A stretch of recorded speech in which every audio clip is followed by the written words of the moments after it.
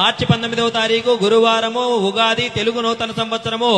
ఈ రోజు 12 రాశుల వారికి రాశి ఫలాలు ఎలా ఉన్నా కూడా మీకు దైవానుగ్రహం కలిగి మీరు అనుకున్నటువంటి పనులన్నీ సక్రమంగా జరగాలనుకున్నటువంటి ప్రతి ఒక్కరూ కూడా ఈ వీడియోను సేవ్ చేసుకోండి, 10 మందికి షేర్ చేయండి.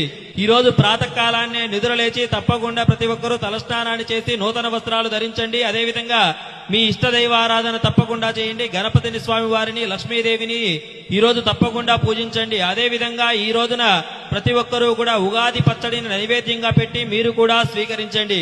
ఆ తర్వాత మీ పెద్దలకు నమస్కారం చేసుకుని వారి ఆశీర్వాదాలు తప్పకుండా తీసుకోండి. పండితుల యొక్క ఆశీర్వాదం కూడా తీసుకోండి. ఈ రోజు తప్పకుండా పంచాంగ శ్రవణాన్ని చేయండి. వీలైనటువంటి వారు చలివేంద్రాన్ని ఏర్పాటు చేయండి, చాలా మంచి జరుగుతుంది.